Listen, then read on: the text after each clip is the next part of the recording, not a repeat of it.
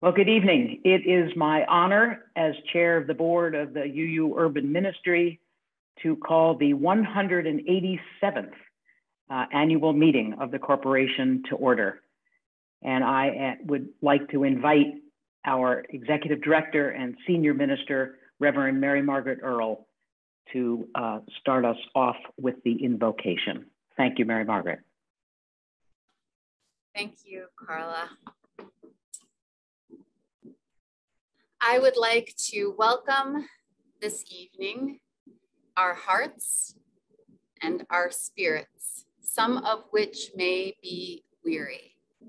And I welcome the power of community to support one another and to build one another up. I welcome the power of renewal, even in the face of very hard times and trying times. I welcome the power of compassion, the compassion that we can show one another, and the power of kindness, which is healing. I welcome the power of creativity, the power to keep building and rebuilding and finding new ways forward. Welcome and welcome as we gather, and amen. Good evening. Tonight we gather as we have gathered for so many years, and the third year remotely by Zoom. We gather each year to do the business of the organization, but we also typically gather to celebrate our work together, to look at the year that has been and at the horizon, to see the outline of the year ahead. This year, we gather at a heavy time. This week marks 2 years since the brutal death of Mr. George Floyd in the street by a police officer. And rather than an opportunity to deeply reflect on that event and all that it sparked, and all that we have committed to accomplish at that moment in history, we instead find ourselves mired in grief at the shooting of unarmed African Americans in Buffalo, New York, as they went about their Saturday grocery shopping. And then days later, more grief at the death of small children in a classroom in Texas.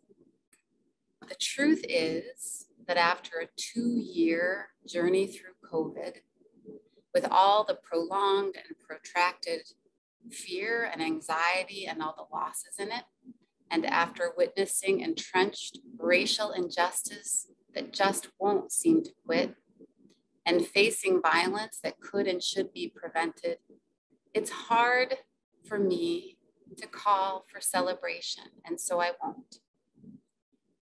I'm going to call us first to breathe and to name that we gather when our resilience may be thinned out and our hearts are heavy. And I'm going to call us to be right where we are and how we are right now. Instead of celebration tonight, I want to honor perseverance. This is what has gotten us here. And this is what will, in the face of all that's hard and heavy, keep us going. Perseverance in making our world, and specifically our greater Boston world, more just, more compassionate, more fair, more equitable, more hopeful for all its people. That is our real purpose. We are here to make a difference. And we all choose to be part of the UU Urban Ministry because of how this organization gives us opportunity to bring our gifts in service of that better world for survivors, for young people, for communities of color, for the ideals of justice and goodness that drive us. In the face of sorrow and disappointment, the only real response is to keep trying, to keep bringing our gifts to the work of the world, to keep creating something beautiful in the midst of it. This is the gift of the Unitarian Universalist Urban Ministry. It is a place that gives us space to co-create together. And it's this opportunity to co-create with you that restores my hope and that calls me back to gratitude. I am grateful tonight for the past, for all those who held the urban ministry together for the past 187 years so that I have a chance to bring my desire to work for justice here. No doubt, the past holds plenty of mistakes and stories that need examination and truth-telling, but it also contains programs and people and work that gave opportunity and built connection and ensured that we have survived into 2022. I am grateful to this present time, to all that has been accomplished this year in the face of challenge. Last spring, you approved a new mission statement to work across race and place to dismantle racism and white supremacy culture and to advance racial, social, and economic justice. I'm grateful to the board of the Unitarian Universalist Urban Ministry who crafted that mission statement and who have taken on the hard work of understanding what it now calls us to do, including looking inward at how racism and white supremacy culture shapes us and our institution and how we should shape our work going forward. I'm grateful to our delegates who invited us to visit congregations to talk about that new mission, and who, although COVID made everything slow and complicated and changeable, still kept reaching out to find ways to connect us, whether attending artist lunchtime presentations on Zoom, or coming in here to help with food distribution, or joining with our partner, the Louis D. Brown Peace Institute, in the Mother's Day Walk for Peace. And I am so grateful to the staff of the UU Urban Ministry, who this past year did 3 hard things all at the same time. 1, they kept doing this work. They are people who committed to serving survivors of domestic violence, to supporting their journeys. They are committed to celebrating young people and supporting them and finding their voices, and partnering with the Roxbury community and ensuring that this community is welcomed into this space. 2, they found ways to do their work with all the ups and downs of COVID. That meant that they adapted curriculum to Zoom and then back to in-person and back to Zoom, or moved shelter residents to hotels and back to shelter and back to hotels. And 3, they too began looking at how our new mission should shape their work, to shape this work that we're a part of, how to focus our work more directly on the community that we're part of. All of this, all at once. You'll hear a lot more from them tonight. And if you feel moved to give them a whole lot of love in the chat for all the ways that they bring life to this organization and help all of us express our values, I will not discourage you. I am also grateful for what lies ahead. This summer, we'll meet with Roxbury leaders and neighbors to ask how we position our work, our campus, our congregational volunteers in service of equity in Roxbury. And this information will shape our work and guide the work of our Congregational Engagement Task Force next fall. And you'll hear more about that from our board member, the Reverend Dr. Catherine Cullen later. This summer, we'll triple the number of summer employment programs, summer employment positions for youth, and provide them with meaningful internships. We'll also be offering workshops and coaching for up to 30 alum in our Believe in Success workforce program, and we'll keep finding housing for our Renewal House shelter families. We'll be relaunching our Roxbury Walking Tours program so that it directly advances our mission and shines a light on issues like gentrification and displacement in this neighborhood. And we'll be reaching out to our neighbors to come in to use our new Peace Garden and our Mimi Jones Green space as community space. We gather tonight at a heavy time and a heartbreaking time and a weary time. May we each and all acknowledge that heaviness. For me, at the bottom of the valley of sadness and loss and all that's wrong, the hope to be found is knowing that together we can still make a difference. We have the power to keep traveling up the side of the mountain to build something better, to keep co-creating. And so, welcome tonight. May we breathe and be, and also keep going forward together, onward.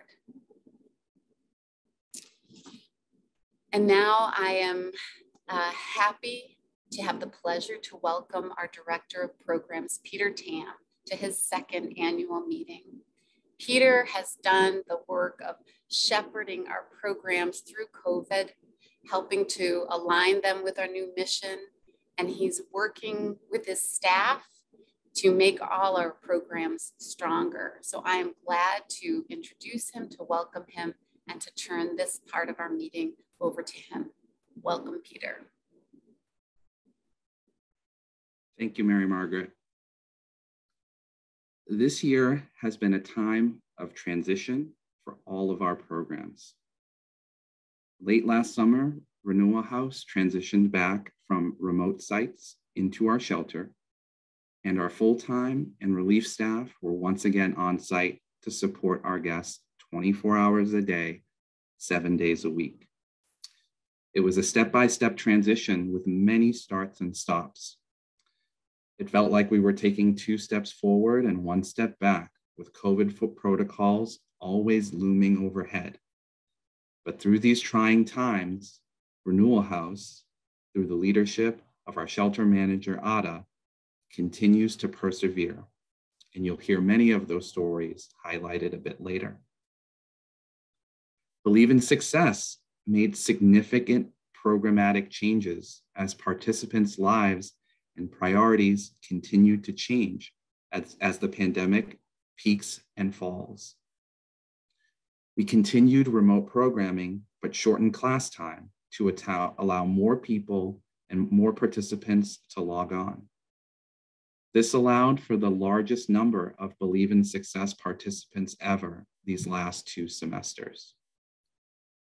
We also understood there was a digital equity barrier, and so we offered support of Chromebooks and hotspots and a safe place to log in for classes if participants needed to do so. We hired former Renewal House intern and licensed social worker, Elise Lemons, as our lead facilitator to lead classes and continue to revising our trauma-informed curriculum and provide a new bridge to Renewal House resources. Lastly, RYP transitioned from remote to in-person, back to remote, and finally this spring, hopefully for good, back to in-person. And we were able to hire a program manager, Tariq Bartel, to lead our internship and after-school activities. In March, when we decided to consistently open our doors once again, it was definitely a very slow start. Young people trickled in, peeked their head in to see if we were open, hung out for a couple of minutes, and stepped out. But by the end of the academic year, as we are taking a month off now to prepare our programming for summer, young people continue to pop in and ask when the space will be ready and when we'll be able to come back. What a change it's been in 2 months. I also want to thank the leadership team and program staff for their consistency and for their energy over the last year. Mary Margaret leading the organization and the leadership team, always steering the ship and always having our eyes looking ahead. Ada Guadalupe and Marie Padilla and all of the relief staff from Renewal House, Tariq Bartel and Chris Allen, our staff from RYP, Cynthia Arias, Chris Dickerson, and Elise Lemons, our staff from Believe in Success.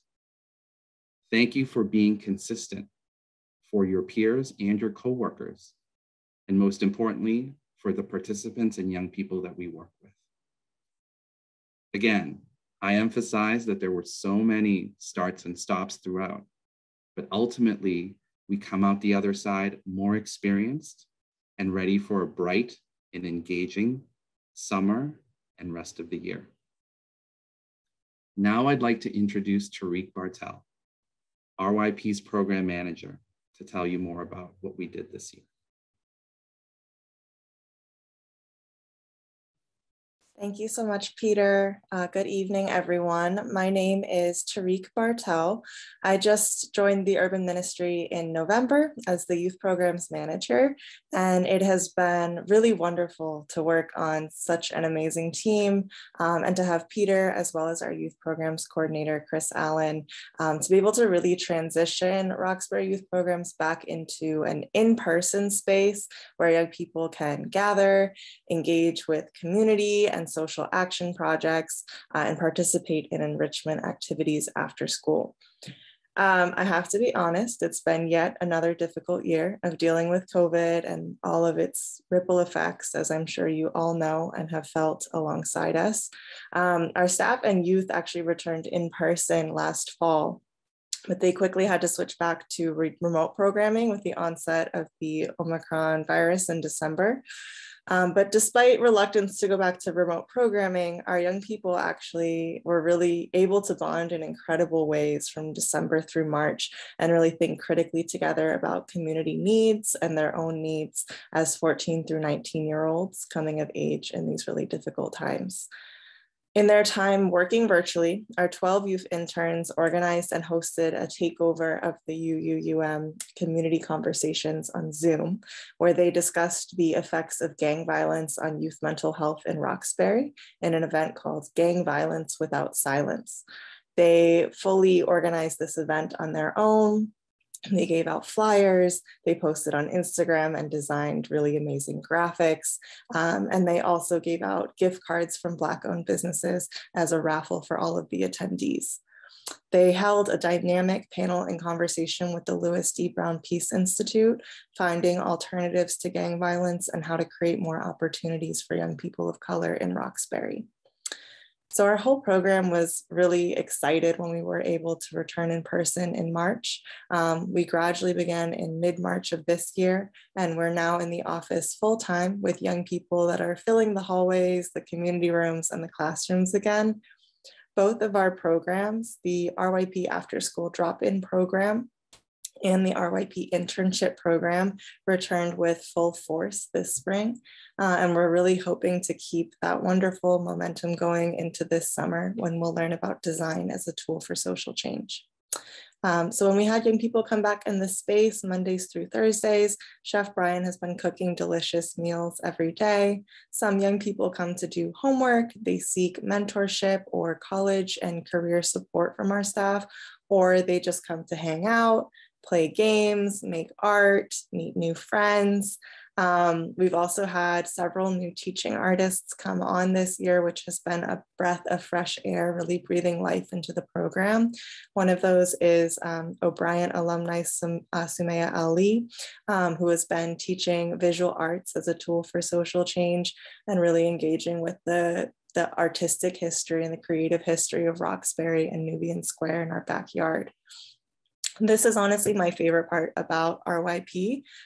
We've heard a lot from our youth participants recently that there are so few spaces open in person right now where young people can come to feel safe, be themselves, engage with workshops, and feel supported in community. So we're really trying to listen to that, lean in, and keep that going.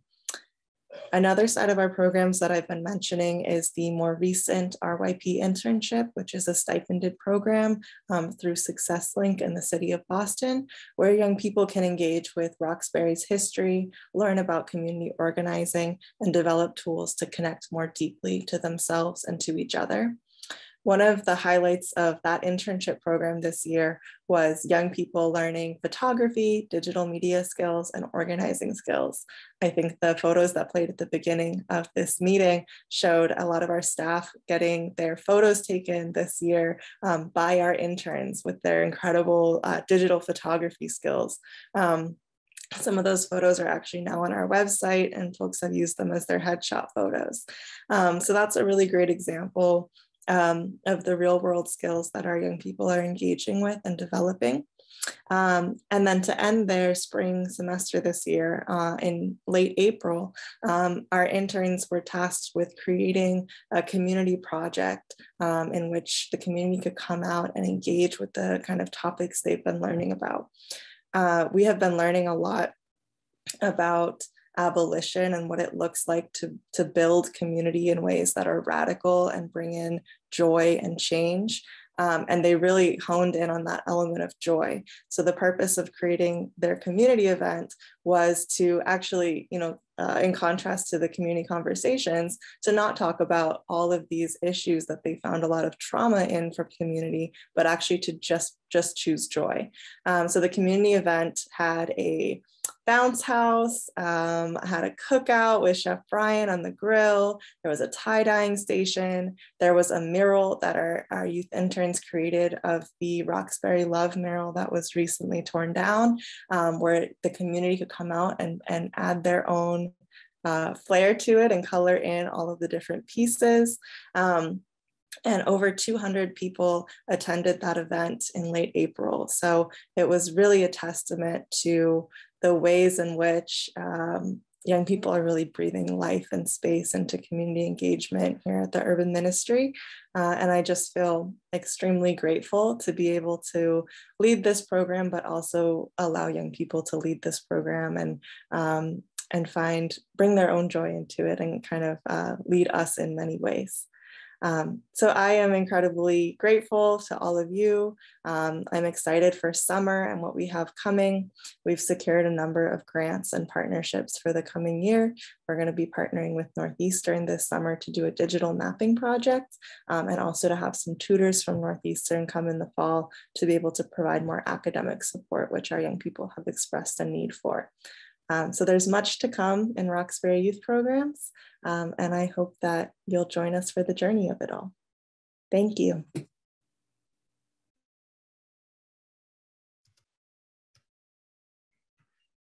Thank you, Tariq.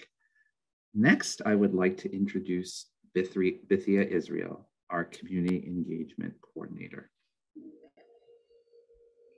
Thank you, Peter, and good evening, everyone. I'm Vithia Israel, Community Engagement and Tours Coordinator. I'm excited to be here and to share what we plan to do in alignment with our new mission. So looking back, this year, we continued to foster relationships with artists whom we highlighted in our artist directory. I'm told that they continue getting invitations and work as a result of being highlighted. And that's what we aim to do, is to continuously have a positive economic impact on our neighbors and our neighborhood and commerce. So thank you all for all of the opportunities that you may have reached out to me to offer our artists. On behalf of them, I thank you. So we look forward now to activating our space. Summer is arriving, and so I hope to see many of you in person. Also looking forward, now that we have this beautiful Peace Garden, we look forward to having more community events in our wonderful space. We've continued having a variety of different events, from Maconda Project to partnering with partnering organizations to engage community and to really celebrate all that we have together. So, as you've heard mentioned, please stay tuned for the tours, the walking tours of Roxbury that will focus on gentrification, the effects of that on the neighborhood, and also art that really Roxbury has a richness of. So we hope that once you hear the dates of these tours offered, that you will consider gathering a group of your own to come and join us. So now I will turn it back to Peter, and you'll then get to hear the community conversations that really, if you didn't attend, they do live on our website and on our YouTube channel. I invite you to please watch them. A lot of power is in them, as you'll see. Thank you so much, and I hope to see you this summer.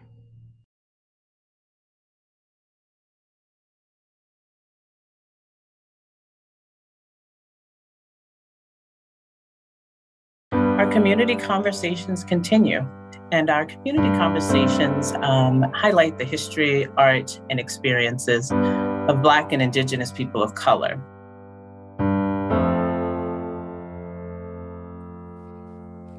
Byron, we're torn between the questions and somebody who doesn't want us to interrupt your talk with questions, which I honor. There are many policies that are made to try to cut down on the availability of affordable housing, and ending rent control was one of them, right? Creating condominiums. We're multiracial or multi-class, and we're taking. You don't find too many efforts that really try to break out of kind of sectoral silos or geographic silos. Binary either or thinking, so good and bad, kind of those really limiting ways of thinking about problems. It can look like this sort of power hoarding or really wanting to remain individual and not cooperative or collaborative or thinking about your community. It can also be, to I think a lot of our points here, having this innate sense of urgency that we need to solve things right now, that a fast pace means progress, right? And I think we're trying to counter all of those things. To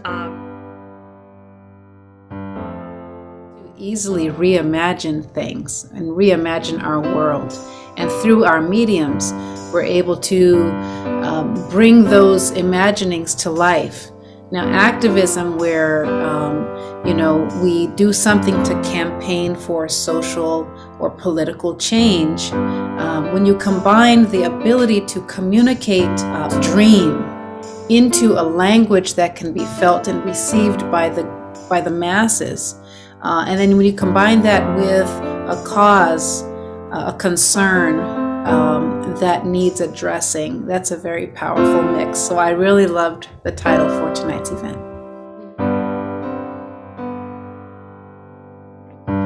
Well, I will end up reiterating David and Ronell in terms of seeing gentrification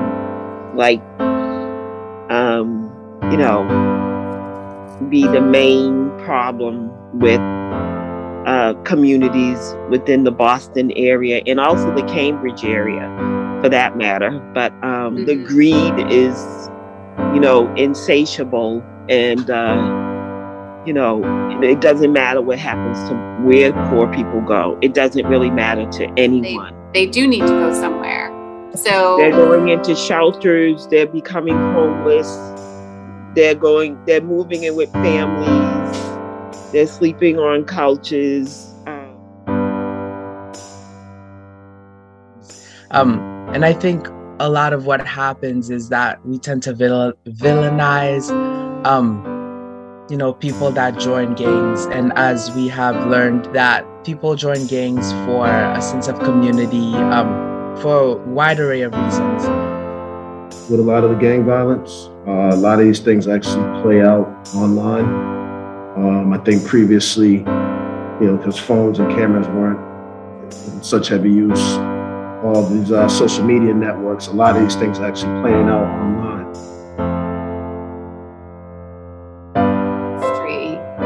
I really want to know from both of you, how important is this moment for the urban ministry?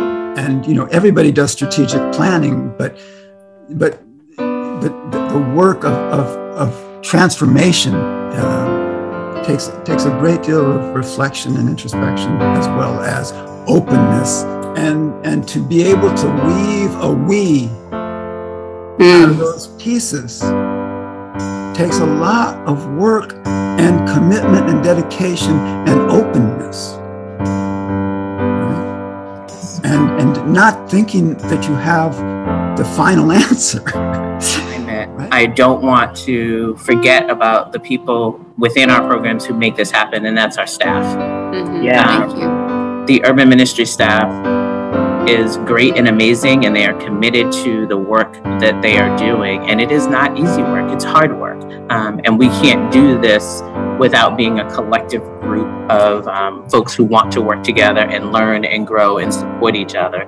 And align what we are doing with our teams so that we can do the best work outside of this organization. And somebody who asks, so what does the new mission statement mean for the programs at the Urban Ministry? That's very on point. Great question.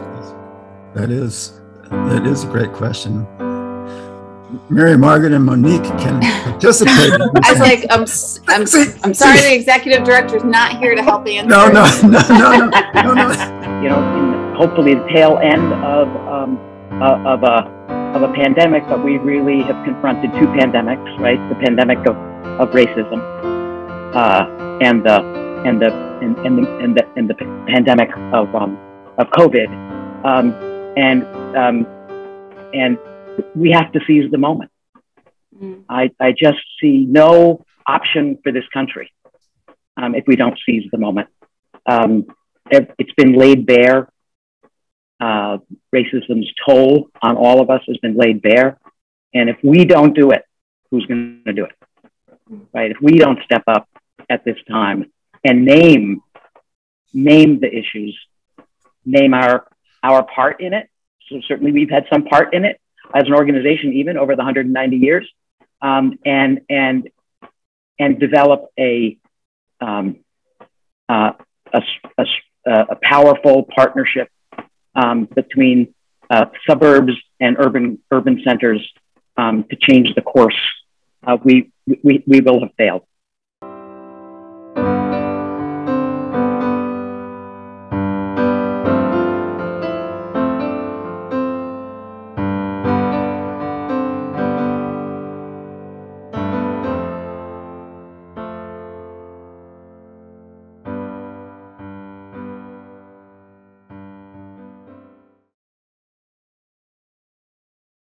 Next, I would like to introduce Christine Dickerson, our Believe in Success Program Coordinator, to talk about Believe in Success's year. Thanks, Peter. Wow, everyone's doing such cool work. I am Chris. I'm the Believe in Success Program Coordinator, and I will be sharing changes that have happened within Believe in Success and representing the work of my colleagues, Cynthia Arias and Elise Lemons. So Believe in Success did a lot of restructuring this spring to really be better at working with survivors and to honor the fact that we have over 80 graduates at this point who continue to want to be engaged with the program, right? So how do we provide support to those 80 graduates and continue to welcome in new survivors who want to work with us? So what that has looked like is dividing programs into 3 tiers. I am responsible for managing Tier 1.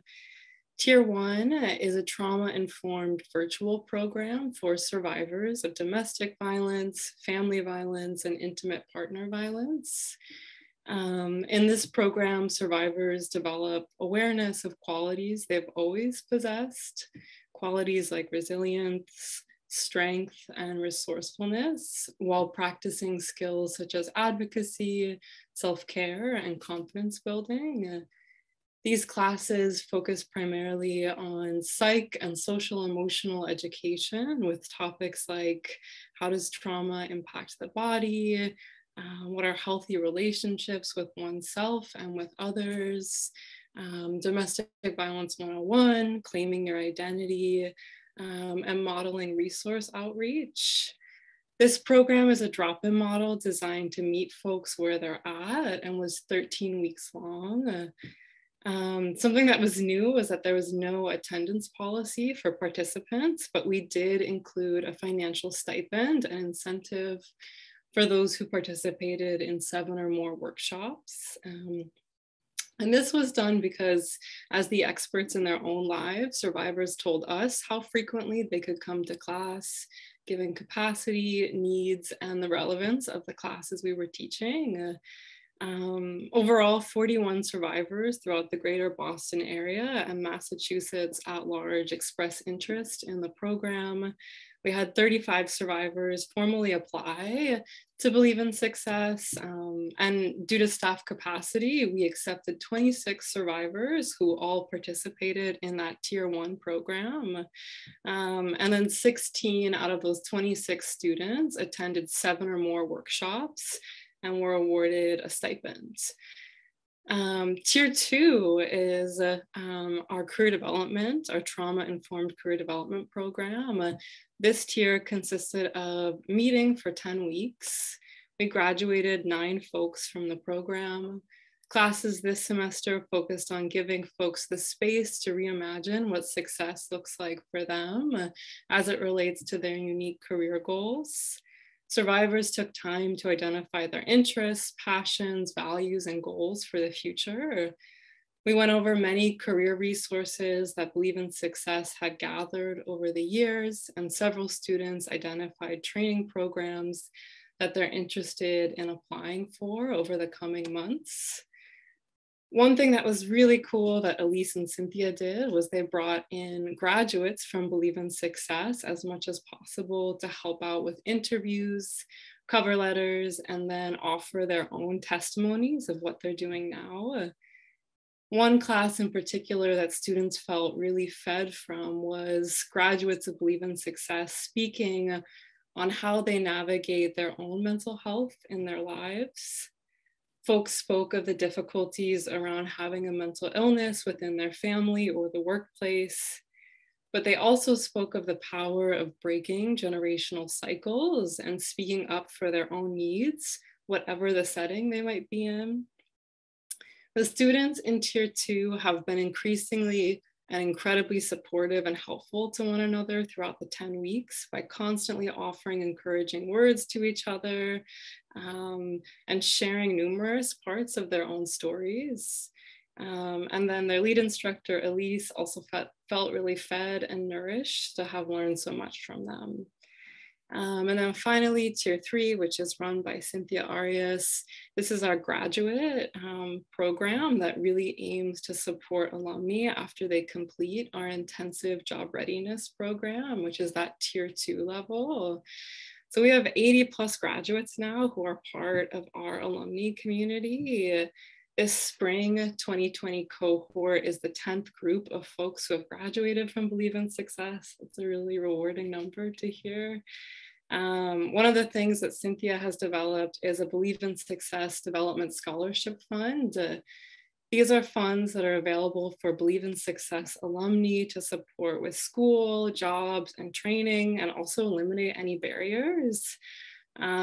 This fund is available 3 times a year during the summer, the fall, and the spring, and has a cap at $1,000 to support folks with their next step goals. Workshops that we facilitated for alumni included a 6-week yoga series, included a taxes workshop in February and March, and we're in the process of planning a lot of really cool events this summer. Finally, again, we have so many graduates who are continuing to be engaged with Believe in Success that now they're returning into the classroom space that they were once taught in to teach current participants about interviews, about cover letters, and really act as mentors to the current cohorts we're working with. We had 7 graduates volunteer throughout the spring for a total of 17 hours. And then the last thing I'll share about Tier 3 is that we send out a monthly newsletter that includes updates about Believe in Success, as well as just resources. And yeah, it's just a really cool resource that we've put together to keep in touch with graduates in a low stakes way. And that's it. It's Believe in Success. Thanks so much, folks. Thank you so much, Chris. And as one of the last things that Chris mentioned was alumni coming and giving back and speaking in panels. And so it is my great pleasure to introduce our next speaker, who is a Believe in Success graduate who did come back and volunteer this spring semester. Dr. Sherry. Thank you, Peter. Good evening, and thank you for welcoming me, Reverend Mary Margaret, Board of Directors, members, Believe in Success leadership, staff, and friends. I appreciate you asking me to speak here at the 187th annual meeting and to share my personal experiences of Believe in Success. My backstory is I first heard about Believe in Success in 2020 when I was at the Casa Myrna shelter. On December 24th, 2020, my husband's therapist called me and said, "Sherry, this is Kate. Your husband wants to kill you. We have to come up with a safety plan." That weekend, my husband informed me of his plan to kill me, cut me up, throw me in the trunk, drive me to Maine, bury me, and no one will ever find me. On Monday, December 28th, my husband injured me, and I quietly and quickly slipped out the front door, got into my car, and called his therapist, Kate. "Kate, I just want you to know that my husband hurt me and I'm on my way to St. Elizabeth's to seek medical attention." That evening, I went to the Casa Myrna shelter for 6 months. It was during a house meeting that my advocate, Karen, mentioned the Believe in Success program and sent me an application. I applied and interviewed, but unfortunately at that time, I was unable to make the time commitments in the spring 2021 due to being a professor and also writing my dissertation, Foster Youth Mentorship Programs in Higher Education. Fortunately, I interviewed again in fall 2021 and was able to meet the time commitments. I thank the leadership for their forward thinking and restructuring of the program. I really appreciate the leadership of Peter, Christine, Cynthia, Cindy, Elise, and Leah, and others. Believe in Success has an excellent, caring, supportive staff. They are also very cognizant of diversity, equity, and inclusion, and especially using the proper pronouns. I enjoyed the 13-week virtual platform.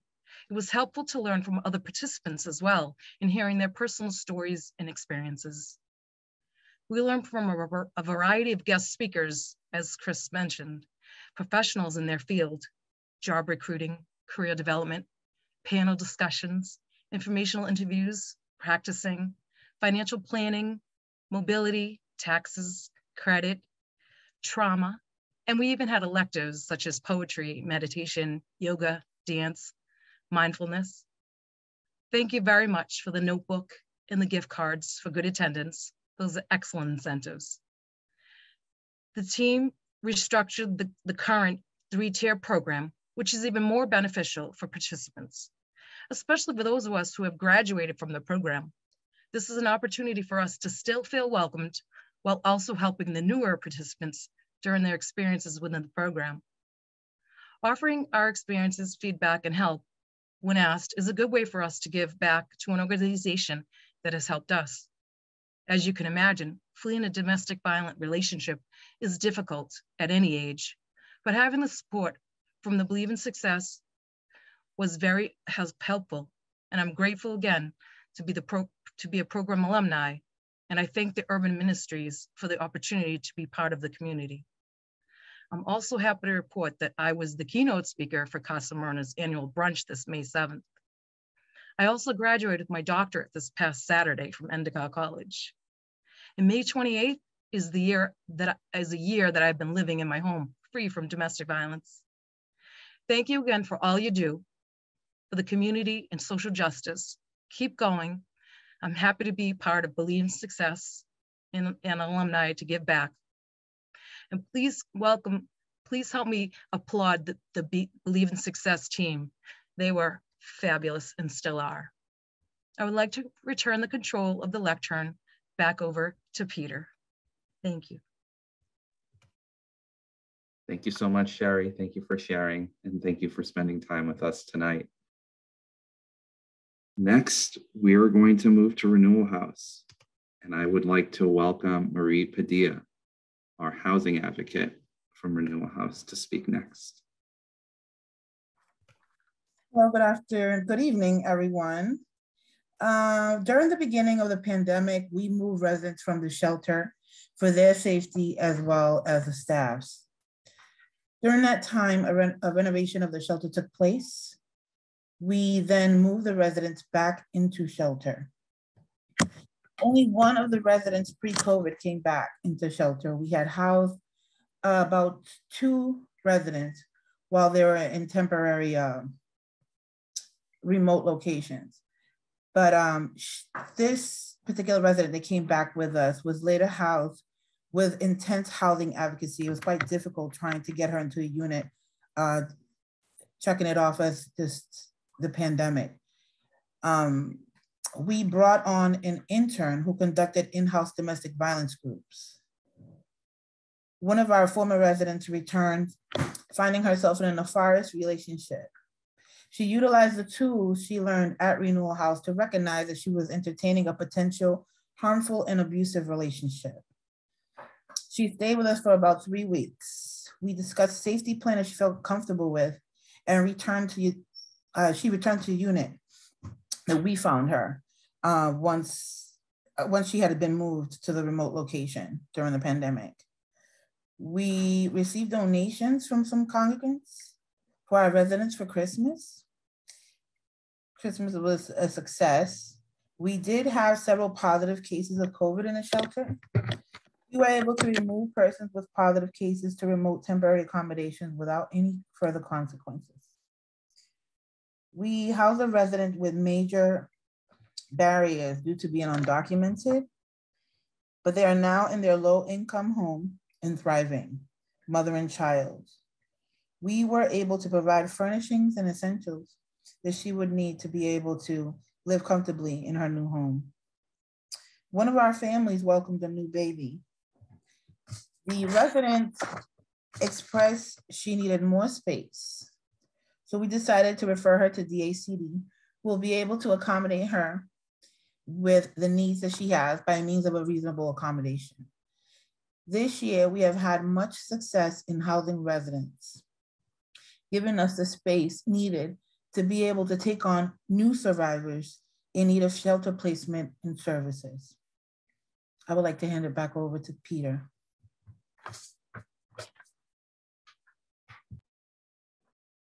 Thank you so much, Maria. I think I'm going to hop in here. Instead of Peter, it's my pleasure to introduce our next speaker, who is our Director of Facilities, Shamika Harrison, who has served at the Urban Ministry for the past 9 years. Some of you know that over the past 2 years, we've seen transformational change to our campus, from last year's installation of our restored green space to the installation this year of a stunning peace garden. If you haven't been here, please come, maybe at our open house on June 25th. If you have come, you know that everything here is pretty immaculate, in good order, clean, well-tended, welcoming, bright, and in good shape. This is due to the excellent work of Shamika and her staff. But perhaps even more importantly, Shamika has been an ambassador for the urban ministry in the Roxbury community. She understands how our campus and buildings must serve our mission in this neighborhood. And she reaches out to our neighbors to make sure that they are welcomed here and that they know that this is an asset to be made available. And she's helped to transform the way our neighborhood is seeing our space. And so I'm very glad to turn this over and to welcome Shamika to tell you more about the facilities work that she oversees.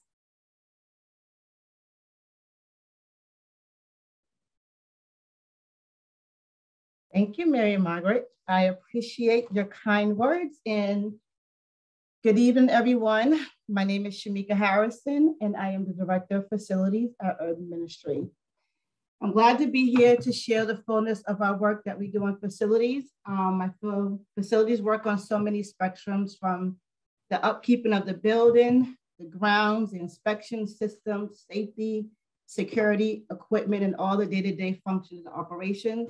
And I would love to take this time just to thank my facilities team, my facilities assistant, Milton Durante, and our food service manager, Brian McCray, for stepping in, where and when needed support is for facilities. So I would like to thank them.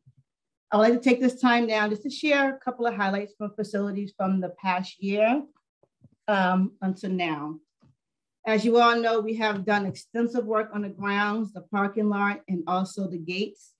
The grounds are now prepped and prepared to host and accommodate renters that's been asking to utilize the space, to host community events, to host program and our own UUM events. We have installed tents and also outdoor Wi-Fi connections to accommodate these events, and also for staff and participants to have the opportunity to work outdoors during the nice weather. On May 14th, we celebrated the opening of our fabulous Peace Garden overlooking our city skyline, our new constructed pathways leading to our bench, our sitting stones, and our beautiful, colorful flowers and shrubs. Just a place you can go and relax and reflect. At times I arrived to work and I would see our own Jean Krasnar getting dirty in the garden. So special thanks to you and the Peace Garden Committee for your dedication, your commitment in making this happen. We completed extensive renovations, as you know, to Renewal House. And I'm just so happy to know that they are utilizing the space and feeling welcoming in a new vibrant space, new living room furniture, a new mounted TV, and new window fixtures. So I'm happy to say that, and I'm happy that they're enjoying the space. In May 2021, a small team of Roxbury community residents, along with myself, we joined together to design a memorial honoring our late civil rights activist and former board member, Miss Mimi Jones. And as you know, on June 25th, we celebrated the upcoming of a permanent memorial installed on our grounds honoring Miss Mimi Jones. Unfortunately, we didn't have the memorial there at the time, but I am happy to announce that the bench and the plaque is permanently installed on our green space, overlooking the grounds, the meeting house, and our infamous jazz concerts that Mimi enjoyed. If we can get a photo of that, Vinny, I would love for everyone to see that if they haven't been on our grounds since the ribbon cutting. So I'm excited to have that there and to be a part of that, and a special thanks to the community members who have been a part of that, and also Chris McCarthy, our neighborhood volunteer who actually shepherded this whole process. So thank you for that. Now I'd like to just kind of shift focus onto the renovation of the interior of the meeting house. As you all, but some of you may know that the organ is currently being restored, which is fascinating to see that being in progress. And I would like to say that as a long Roxbury resident and having an opportunity to be part of such a historic restoration at a historic building, I can say I passed by often but knew nothing about, is very meaningful to me. The restoration of the meeting house, I would say the upgrades, the transformations is a significant and important connection to the community and also to the programs. The meeting house, when you think of the meeting house, when you walk into the meeting house, I feel like I see so many connections. I see so many opportunities. I see so many things happening in the meeting house. I think about a community venue, concerts, meetings, youth poetry nights. And what I get often is requests for weddings. You know, we can see weddings happening there, then walking out to the Peace Garden and taking photos. So I think that's something that's been very meaningful to me and being a part of. And I'm just hoping by next year, we can actually have that up and running and we can utilize that space for so many things as a connection to, as I said, programs and also to the community. And I would just say lastly, that facilities, our main function, as we know, is not just the day-to-day operations, but also the connections to partnerships, relationship building in the community. We also strive as operational facilities just to foster more partnerships and support more minority-owned businesses in the community by creating opportunities. In my role, I have had the opportunity to reach out to minority-owned businesses, change the contractors that we had when I was put into this position, and being able to bring in community people with minority-owned businesses to take the opportunity to be on our part of our organization. So thank you all. Thank you for your time. And I really hope to see everyone in person on June 25th. We can speak about it. You can see pictures, but you are not going to get the full effect unless you're in person. So see you all June 25th, and you guys have a wonderful evening. Thank you. Thank you so much, Shamika. And as you can hear, there's so much that Shamika and the facilities team does for this organization that goes beyond the wonderful work of maintenance and keeping everything up, but there's such a heart for the mission there. So I'm grateful for that. I just want to, again, just thank our talented staff. I'm going to put a comment in the chat. I'm going to put a comment in the chat in a minute and just invite everyone to keep sharing the appreciation for all the staff, those who are here, those who are not here tonight, but all that they do to help us to live into our values and vision for making the world better. Thank you, everyone. And I'm going to turn it over now to our wonderful board members who are also leading this organization forward. And so I'm going to welcome Lisa Snelling. Thank you, Lisa. And I'm going to turn it over to you and to the rest of the folks. Thank you, board, and Alan and Carla, who are here.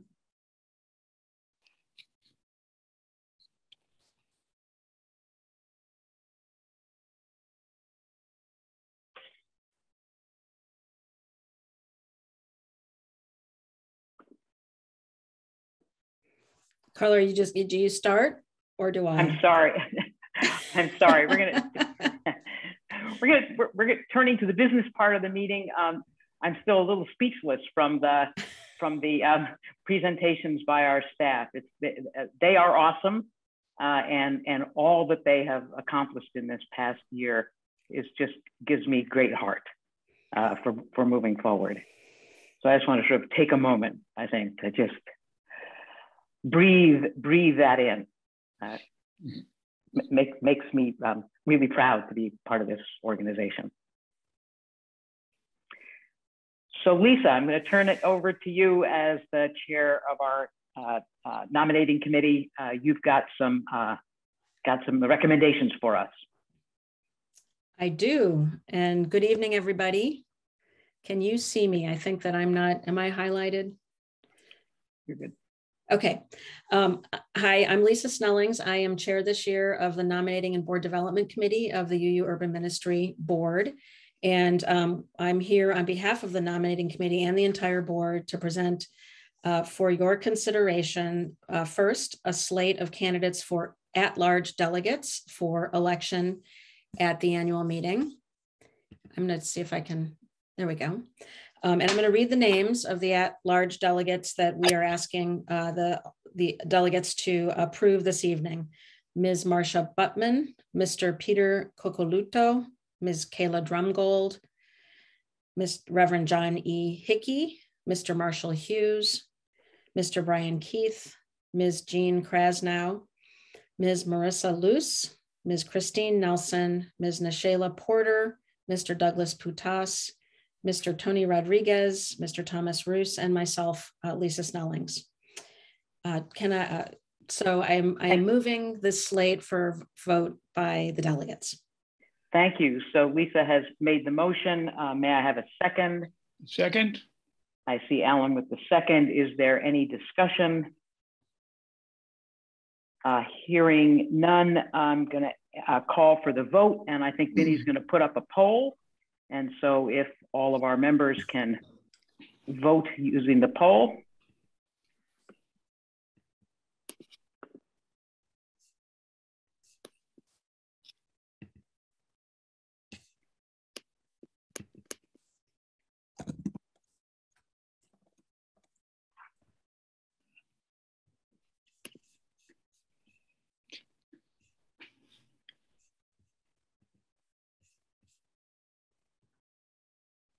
We have a unanimous vote, so for our delegates at large. Lisa, you have another set of recommendations. I do, yes, thank you. For candidates for the Board of Directors, I want to first, we have 5 current members of the board of directors who we're asking for the delegates to approve for additional 3-year terms. Those individuals are our esteemed chair, Ms. Carla Baer, Ms. Marcia Buttman, Mr. Marshall Hughes, Mr. Brian Keith, and Doug Putas. And in addition, we have 2 new candidates that we are nominating to the board of directors. We're very excited to present and welcome for your vote tonight, Tony Rodriguez and Tom Roos. There are full biographies of these 2 wonderful candidates in your annual report, but briefly, Tom is being nominated to join the board as the treasurer to replace our outgoing treasurer, Alan Cody. Tom is from Sudbury, and he earned his MBA from the Amos Tuck School of Business Administration at Dartmouth College. Before his work in the financial services sector, including serving as the Director of Marketing and Business Development for HP Financial Services, he was a school teacher. He serves on the board of the Cambridge Insight Meditation Center, the board of the Concord Prison Outreach, and has served as an advisor for ASEAN International on strategic issues related to international development and microfinance. Our second nominee to join the board is Tony Rodriguez, who is a graduate of MIT and Boston University. Tony grew up in Puerto Rico, and upon his graduation from MIT, served in the US Army for 4 years. He spent the next 35 years working as an IT professional and then retired in 2014 after 14 years as Vice President of Trading Systems at Fidelity Investments. He's a member of First Parish in Concord and has been so for over 10 years. He's a new member of the social action community at First Parish. He's a very well-regarded volunteer with the Hispanic community of East Boston, teaching math, English, and civics classes. He's also working with Raíces, Texas, as a volunteer advocate for families released from detention centers currently living in the Boston area. I'm asking for the delegates to approve all of these candidates to serve on the UUM Board of Directors, and I make that motion. Thank you. So it's been moved by Lisa. Have a second from, I saw Alan. Thank you, Alan. Is there discussion?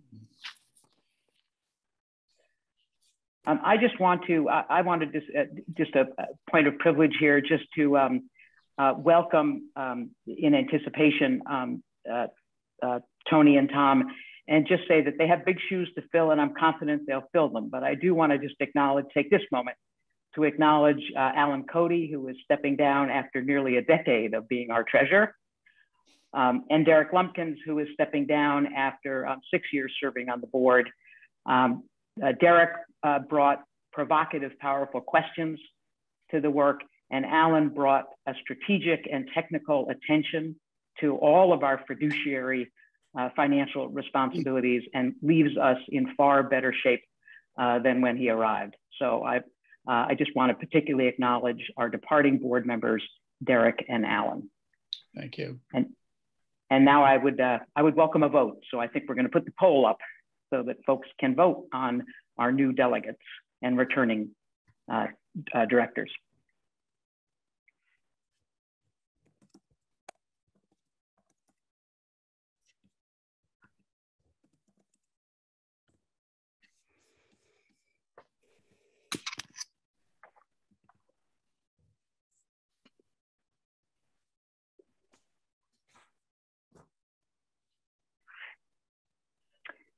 All right, another 100% vote. This is awesome.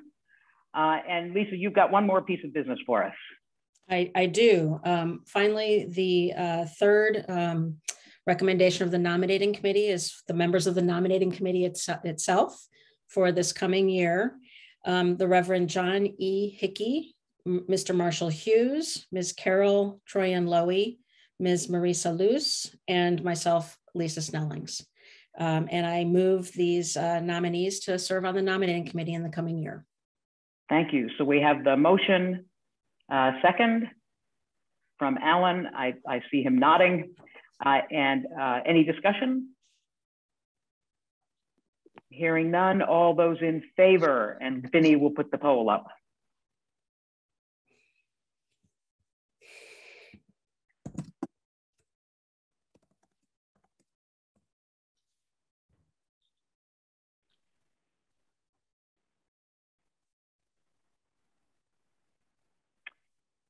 Thank you. We're on a roll. Thank you, Lisa, and the nominating committee for your work. Really do appreciate it. Another piece of business has to do with approving the minutes from last year's annual meeting. They appear on pages 6 and 7 of the annual report. Do I have a motion to accept the minutes from last year's annual meeting? So moved. Thank you, Lisa. I see a second from Alan. Any discussion? All right, Vinny, would you put up the poll?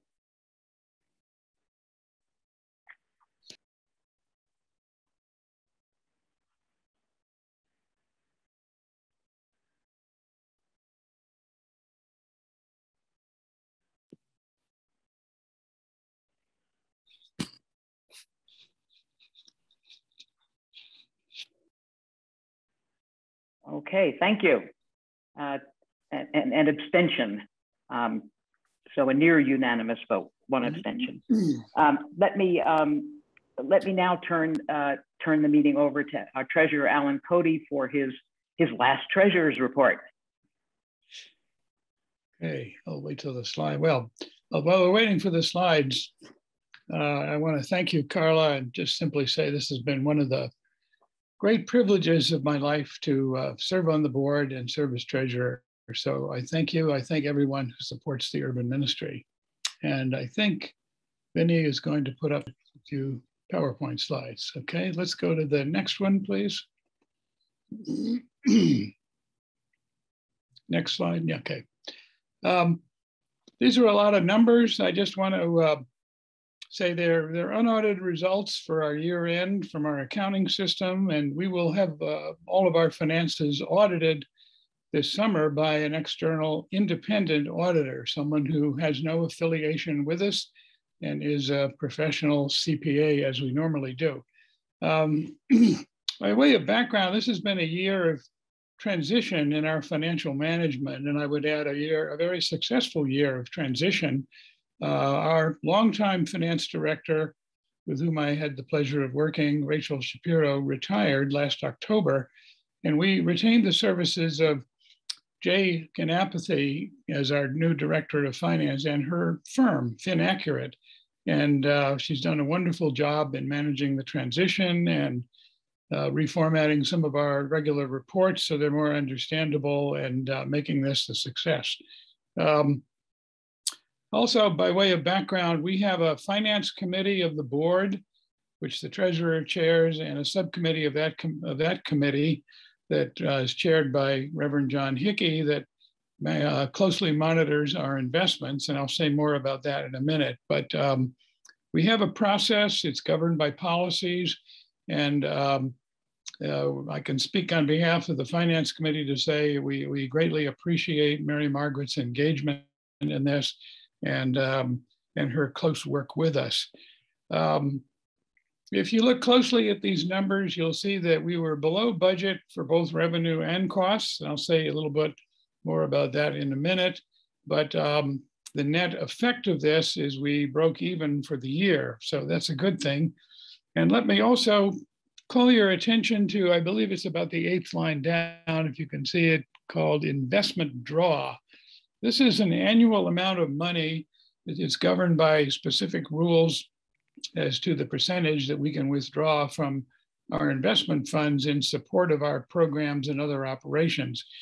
It's almost 40% of our annual revenue, so it's very important. And we have, fortunately, a substantial investment fund, which, like any investment fund, fluctuates with the market, but we pay very close attention to this. And Vinny, let's move to the second slide. We had our revenues. Let me just say, one thing we're very fortunate to have is a fairly diverse set of revenues. We don't depend entirely on grants or entirely on donations. That's the good news. The less good news is they obviously fluctuate, sometimes in different directions. Excuse me. And so our donated revenue surpassed expectations going into the pandemic, and we had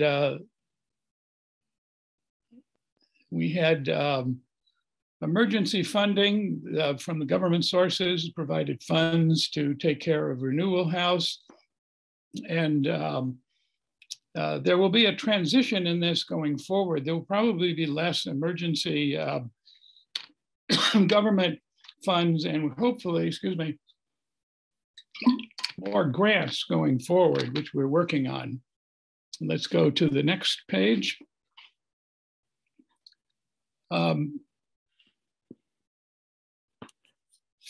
Actually, I think this should be strategies for 2023, but we're going to focus heavily on individual donors in 2023, which is the fiscal year we've just begun. And we've had a capital campaign ongoing, as many of you know, for the Meeting House. Excuse me. And fortunately, we've received a number of large donations for that. And we're going to free up time when that campaign is completed, hopefully in the fall, and concentrate on converting some of those donors, hopefully, to being regular annual donors. Okay, let's go to next one, please. No, back up. Sorry, expense results. So I actually, I think this may be the wrong set of slides, so let me look for mine. Just say, in 2022, our expenses were actually under budget by 6%, where revenues were under by 5%, and that's why we were able to break even for the year.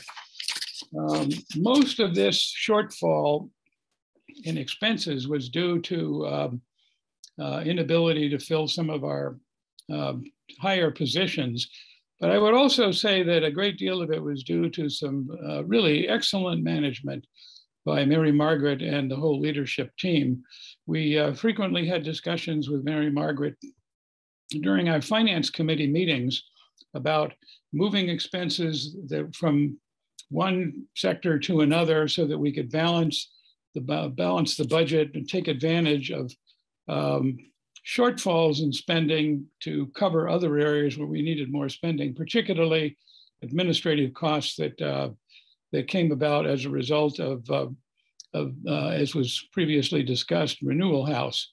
So that was the reason I think that when I say it was really good management is Mary Margaret and the team saw that we were coming up a little short of revenue. They managed expenses and we managed to break even in what I think we'd all agree this past year and the year before has been a very difficult environment for any nonprofit or business to manage.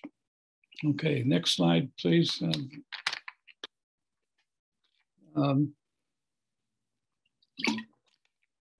So in terms of budget management strategies for 2023, the staff and the managers are well trained in managing their program budgets and focused on them, have bi-weekly meetings, and we expect to manage the budget as we did this past year, come in on budget or below, and obviously with a keen eye to how we're doing on raising money.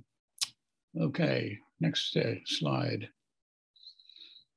This is a synopsis of all of our investment funds. We have the word on here, endowment, but the total of our funds is not strictly speaking an endowment because many of our funds, in fact, the majority of them are unrestricted and available for us to use as the board chooses. You'll see that we started out, by the way, this began in 2017 when we put all these funds together using the money from the sale Bethany House, which was our property in the Back Bay. And so you'll see we started with about 17.5 million. You'll see in April, the year ended in April 21, April 30th, 2021, we had a little over 20 million. That number actually went up a little more during the year. And as you may well know, the stock market has been fairly volatile recently. So as of the end of this fiscal year, we are down by a fair amount of money, but we expect to recover. And I will add, by way of explanation, the amount of money that we withdraw each year in support of our budget comes from about, approximately 15 million out of this total. But the withdrawal is 5% of this year, coming year, it'll be a 5-year moving average. So that means that our budget will not be radically impacted, hopefully, assuming the stock market recovers in the next year or two. And that's pretty consistent with what a lot of nonprofits do in setting these withdrawal rates. So cover on that. We do have some other funds in this, but I won't get into all the detail. About $1.2 million of this is set aside of this total is set aside specifically for capital spending and is not something that we use a withdrawal rate for. We intend to spend it all over time. And our final slide is a summary of our capital spending.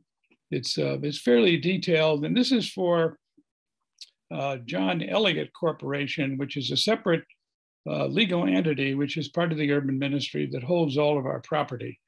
And there are legal reasons why we're doing that, but John Elliott Corporation is very much a part of the urban ministry, and that is where most of our capital projects occur. And if you can look carefully at the upper half, you'll see we have a little under $500,000 in capital projects set for 2023, that most of which is for disability access and work on the front door. And that project is fully funded. The funds are all committed.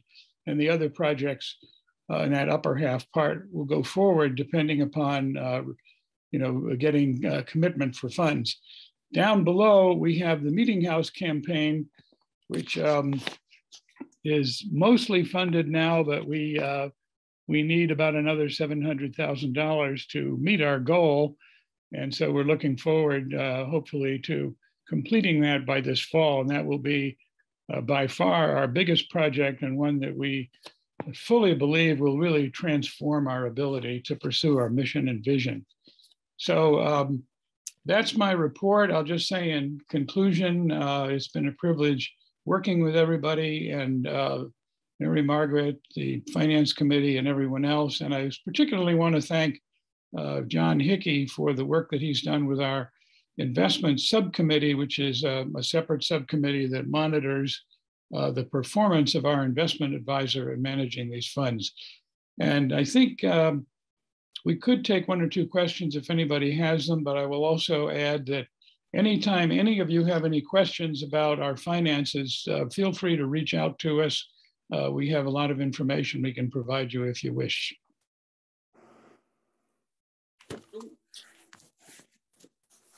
Okay. I think we'll move on, and it's my privilege to introduce my board colleague, Reverend Catherine Cullen, who will give a report on our Congregational Engagement Task Force. Thank you, Alan. I'm Reverend Dr. Catherine Cullen, member of the board and co-chair with Mary Margaret for the Congregational and Delegate Engagement Task Force. And it's my pleasure to let you know what we've done this year. So, Vinny, could we have the first slide?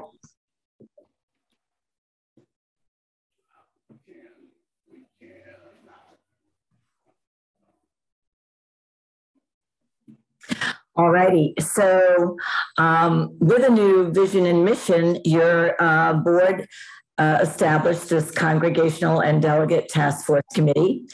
And this is our charge from the board to make recommendations to the board and the delegates on how we can deepen congregational investment in BIPOC-led cultural institutions and businesses, how the urban ministry can support congregations' ongoing work with respect to institutional racism in Greater Boston and their own communities, how we can partner with UU organizations like UU Mass Action and the UUA to advance our mission, how we will raise expectations for what is expected of delegates and what's required of congregations, and how do we establish authentic, meaningful, mutually beneficial relationships across communities, teasing out what is the difference between partnership and relationship. So next slide, Vinny. These folks are the members of our Congregational and Delegate Engagement Task Force. And we have had 4 meetings this year. And the work that we've accomplished in those meetings includes reviewing the current delegate and congregational roles. We conducted a survey of delegates, and you'll see the results of that survey in a moment with respect to racial justice work in our congregations. Mary Margaret, Carla, and I had several meetings with UU Mass Action and MEC from the New England region to increase our understanding of how racial justice work is working within those 3 organizations. And we have a really neat flow chart to show you the results of all those conversations. Reviewed, the board, the task force rather, reviewed updated volunteer and delegate training, gave some feedback. We recognize that we will be changing up the delegate and volunteer training a bit to pursue our mission and vision a little more clearly. And we identified the next steps to increase our engagement with our mission. So next slide, Vinny. This is the slide that I spoke about a moment ago. This is what came out of our several conversations with Tali Smukler from UU Mass Action and Matt Groot, who's one of the leads for our New England region, trying to understand, what our individual lanes were and where the intersection of our work might be. So this graphic demonstrates how the UUA feels that the primary work that they would be involved with respect to the work that we're all doing, it would be includes individual self-examination, congregational examination, and internal learning. I kind of think of that as the spiritual grounding for the work, the racial justice work that we're all doing. And then if we move over to the urban ministry, we are doing the hands-on justice work, relationship building, partnership building in communities of color across difference, kind of the real on-the-ground work. And moving over to the UU Mass Action, it's more of the upstream work, legislative advocacy, systems change guided by partners of color and impacted persons. So we are continuing this relationship. We'll be meeting again in the fall and continuing meetings, I'm sure, over the next year, further teasing out how we might help one another with our individual work, but all the time recognizing the importance of what each of us is doing towards dismantling racism. Next slide, Vinny. So we referred to the fact that we took a survey of you all delegates. There were 38 respondents who completed the survey from 27 congregations, and the results were rather interesting. Some general observations from the surveys were perspectives differed among delegates, even within the same congregation. It's kind of interesting. COVID has likely had a significant impact on the ability to engage with the urban ministry, though it was only mentioned by a few respondents. A number of delegates mentioned wanting to rely on the urban ministry to support their racial justice work within their congregations. And we also asked questions about how delegates were selected in the individual congregations. And I guess we weren't surprised to know that most of the time, delegates simply volunteered for their role on their own initiative. There were some congregations where delegates were actively recruited for the role, and in only 3 of our congregations was there a formal process where they were either selected by the congregation's board or voted on at the congregation's annual meeting. So that's one of the things we're looking at, is kind of ratcheting up, maybe providing models of of other ways that delegates can be chosen in the congregations where there's a little bit more formality around that designation. Next slide. How delegates see their role. We asked this question too. Almost all of the delegates felt that one of their primary roles was to keep their congregation informed about urban ministry activities and events. And other responsibilities that some of the delegates mentioned were organizing groups of volunteers, attending events, actively volunteering at the urban ministry, making personal donations to the urban ministry, advocating for donations by their congregation and by individual members. How delegates see their role. The intersection nature of social justice issues is reflected in how racial justice activities are organized within individual congregations. And they were kind of all over the place. Sometimes they are standalone task force. Sometimes the work is done in combination with other groups within the congregation, some such as climate justice, and sometimes under a more general umbrella. Many church groups are working in tandem with community-based initiatives to do this racial justice work. So the number of congregations that have a dedicated racial justice task force was 20, and most of those task forces had fewer than 10 members. And the next slide there, Vinny. So here we go with racial justice activities that our delegates reported in the survey. Most, but not all, congregations are very involved in racial justice work. All kinds of activities, which might include reading, study groups, community activities, joint sponsorship of activities, and events within community groups. And the number beside each of these indicates how many congregations reported this activity. Workshops, discussion and study groups on race, fundraising, plate collections for racial justice causes, sponsoring an urban ministry event, holding vigils, film series, lectures, hanging a banner, participating in a racial justice challenge, legislative activity that might be in combination with UU Mass Action, and a congregational resolution. Two of our congregations reported that. Next one. So, in order to continue our work, we focused on developing some guiding questions. How can member congregations be more fully engaged in helping achieve urban ministry's mission? And how can urban ministry help congregations work toward their racial justice work? So the steps that we are going to take from this point forward over the course of the next year include, first and foremost, and Mary Margaret kind of referred to this in her opening, review information from summer 2022 Roxbury community focus groups. What does the community, asking the question, what does the community want of urban ministry programs and use of our campus, and what does the community want from the member congregations? And we are going to convene further focus groups asking those guiding questions. We'll be looking to speak with more delegates and former delegates. We'll be looking to speak with religious educators, ministers, board chairs, and racial justice committee chairs. So one more slide, I believe. Here are our next steps. We'll be asking ourselves and trying to answer these questions over the next year.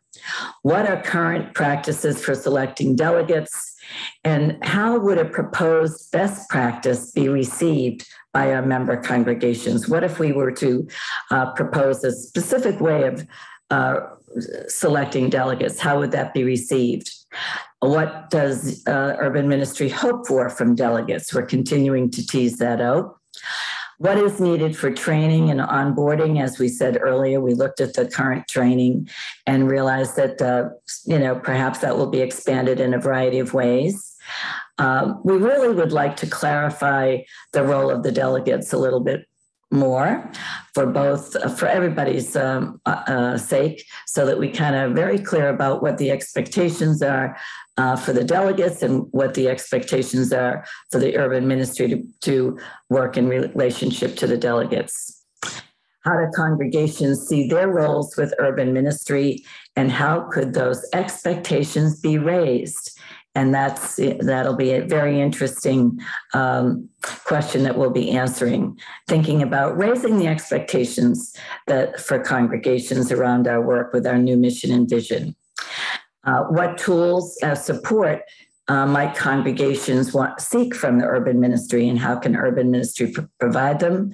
And what are possible models of partnership between congregations that the urban ministry can help promote? So these are kind of our next questions for this next year that we hope to come back to you with this time next year with some answers. So thank you very much. Thank you, Catherine. Really appreciate it. Very excited about the work ahead with the task force. I'm going to cut short my chair report in respect for folks' time. I think you've heard tons about what's going on. I hope you are as inspired as I am. And I'm going to adjourn the meeting and invite Mary Margaret to please send us off with a benediction. Thank you. And I want to just honor and thank everyone who's been part of tonight's gathering. And I want to shout out to the person for whom Zoom events are the hardest, which is the tech person, who's Vinnie Miles, who's been doing all the work in the background and is unseen, unheard. So thank you, Vinnie. We all know all the work that you did for this whole effort for this evening. We all delegate, staff, board know that.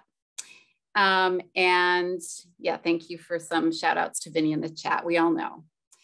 So I'm going to refer in these closing words to words that we heard from David Harris in the community conversation, which is, may we all continue our work to build a bigger we.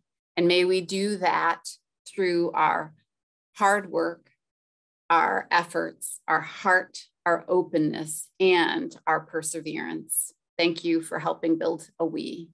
Go forth in faith and in hope. Good night, everybody.